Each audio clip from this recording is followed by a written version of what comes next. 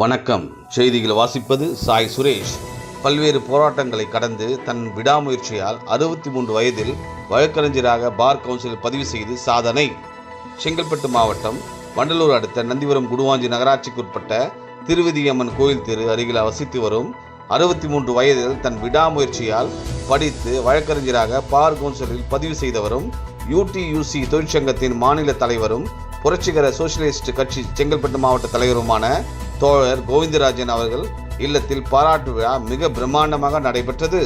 இந்த விழாவில் மாநில மாவட்ட கம்யூனிஸ்ட் தொழிற்சங்க நிர்வாகிகள் கலந்து கொண்டு வழக்கறிஞர் கோவிந்தராஜன் அவர்களை பொன்னாடை போற்றி மலர் மாலை அணிவித்து தங்களின் வாழ்த்துக்களை தெரிவித்தனர். மேலும் இந்நிகழ்ச்சிக்கு வலு சேர்க்கும் விதமாக வழக்கறிஞர் கோவிந்தராஜ் அவர்களை பாராட்டி மாநில மாவட்ட அளவில் வந்திருந்த வழக்கறிஞர்களை பொன்னாடை போற்றி பூச்செண்டை வழங்கினர். இத்துடன் வழக்கறிஞர் பூர்ணிமா, சரவணகுமார், வழக்கறிஞரின் மகள் மோகனப்பிரியா, விஜயராகவன், ஜெகன், மாசிலாமணி, கணபதி, மோகன், யோகேஸ்வரன், உறவினர்கள் மற்றும் நண்பர்கள் என ஏராளமானோர் வழக்கறிஞரின் பாராட்டு விழாவில் கலந்து கொண்டு சிறப்பித்தனர்.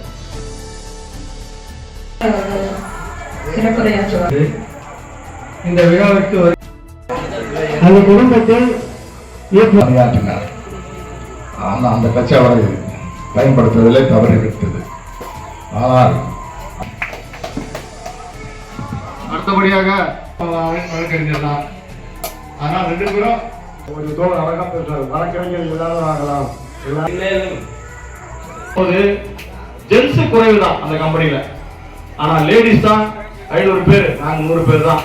ஆனா அங்க பண்ண அந்த அதிகாரிகளுடைய அடக்குமுறை தாங்க முடியாம, அவர் பண்ண கொடுமைகள் தாங்க முடியாம தான் அனைவரும் தொழிற்சங்கத்தால் நான் அப்போ வேலைக்கு சேர்ந்த 1 வருஷம் கூட ஆகல. ஆனா எனக்கு அதுக்கு ஏதாவது செய்யணும் கேட்கணும்னு சொல்லிட்டு நாங்க முன்னாடியே எல்லாரும் ஒரு பிளான் பண்ணி ஒரு சங்கத்தை தொடங்கி இது பண்ண, அதாவது பண்ணும்போது அதுல ஒரு 3 பேர் நிர்வாகம் பழி வாங்கிட்டாங்க. அதுக்கப்புறம் சங்கத்தை மறைமுகமா கொண்டு போய் அதுக்கப்புறம் அதுல நான் முதல்ல பொருளாளர்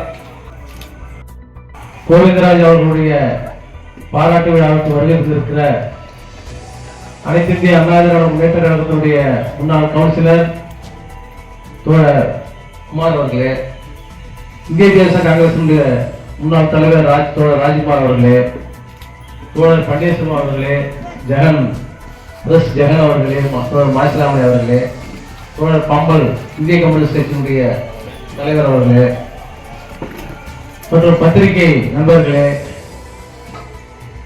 மோகனப்பிரியா கணவர் அவர்களே,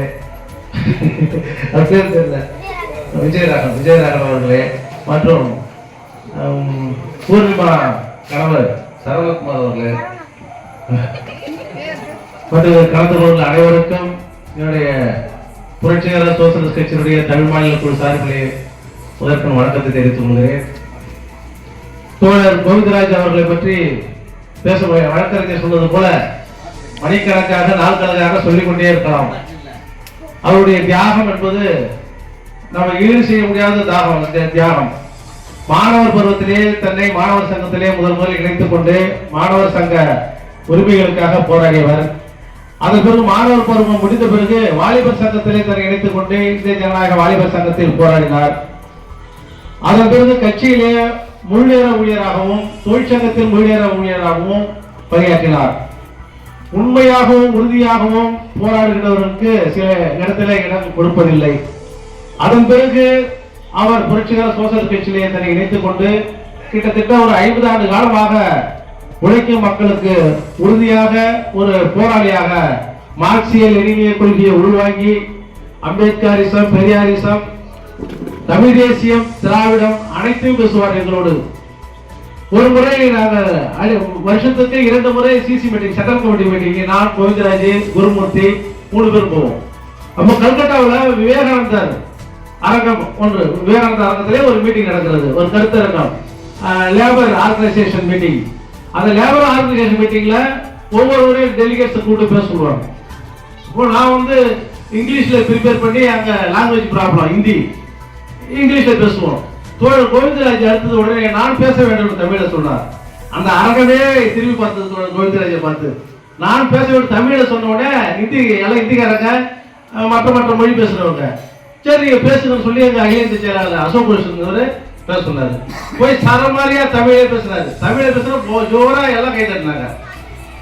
பட் என்ன பேசுனாங்கிறது தெரிஞ்சுக்கிறதுக்காக லெனினை விட்டு டிரான்ஸ்லேட் பண்ணணும். இது கல்கட்டாவில் நடந்தது. அதே மாதிரி டெல்லியில வந்து ஜந்தர் மந்தர் ஒரு மீட்டிங். அந்த ஜந்தர் மந்தர் மீட்டிங்ல இருந்து உணவு பாதுகாப்பு மசோதா திட்டத்தை அமல்படுத்துறத எதிர்த்து எங்க கட்சி சார்பா மற்ற இடதுசாரிகள் சார்பா மீட்டிங். அப்போ சிஆர்பிஎஃப் ராணுவத்தை கொண்டாந்து நிப்பாட்டாங்க. இப்ப இவர் வந்து ஜெகஜாண்டியானுக்கு எதுக்கு முன்னாடி நிற்பார், துணிச்சலா நிற்பாரு. எங்க தோழருக்கு முன்னாடி இவர் போய் நின்று போராட்டம் பண்றாங்க. ராணுவம் நெருங்கி வருது. அப்போ எங்க அகில செயலாளர் கோவிந்தராஜ், அப்பதான் இவருக்கு எல்லாருக்கும் எல்லா தலைவர்களுக்கும் தெரியும், என்ன கூப்பிட்டு கோவிந்தராஜை கூப்பிடுங்க, முன்னாடி போராட்டம் சொல்லி கூப்பிடுங்க அப்படின்னு சொன்னார். அந்த மாதிரி ஒரு போர் குணமிக்கவர்.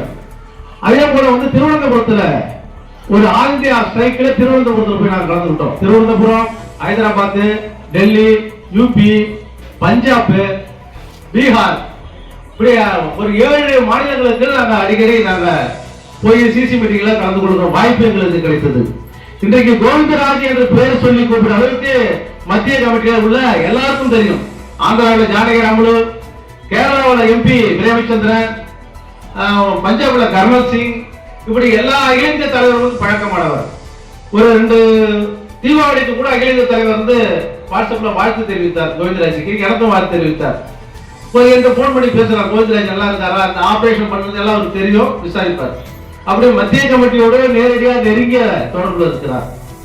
அதே போன்று தேனி மாவட்டத்திலே ஒரு அரிசி கடத்தல் பிரச்சனை, அங்க நம்ம தோழர்களை வந்து தாக்கிட்டாங்க.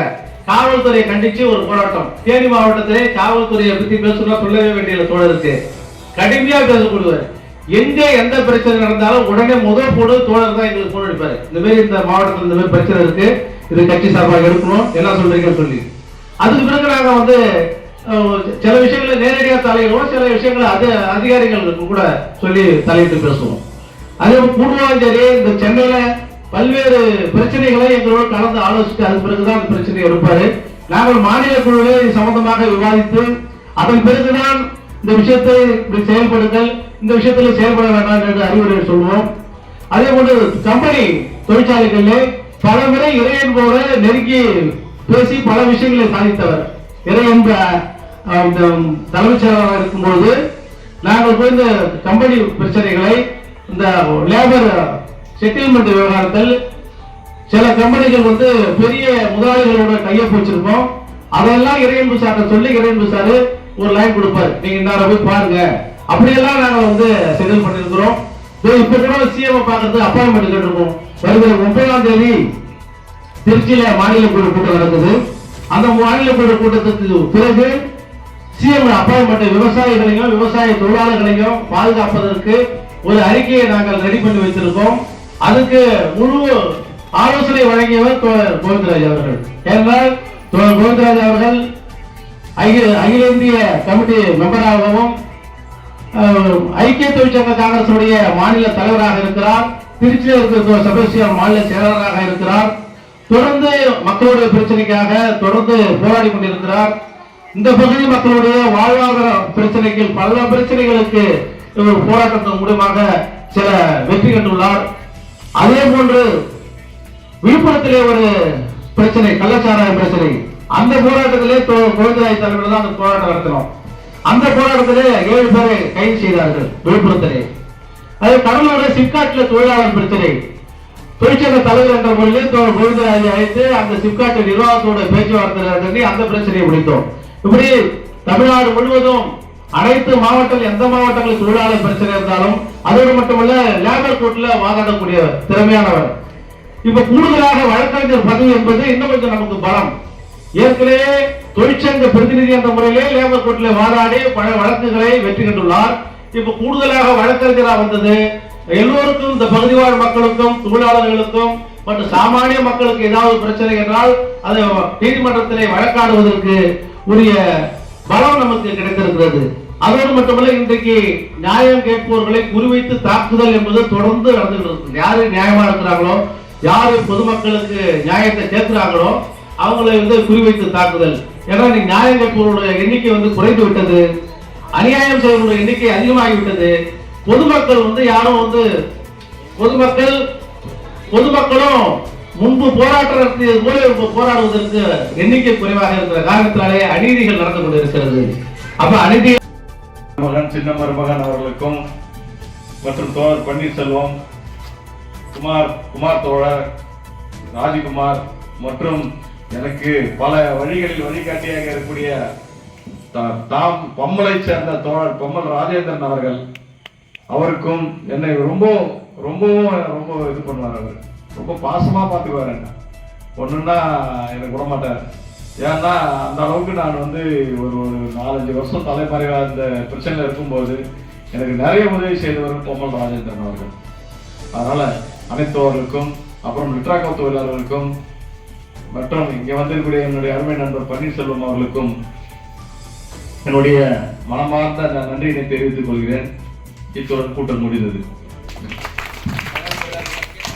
UTUC जिंदाबाद, UTUC जिंदाबाद, UTUC जिंदाबाद, RSP जिंदाबाद, RSP जिंदाबाद, UTUC जिंदाबाद, UTUC जिंदाबाद, गुलाब जिंदाबाद, गुलाब जिंदाबाद, long live, long live, long live, long live, UTUC long live, जिंदाबाद जिंदाबाद, इनकलाब जिंदाबाद.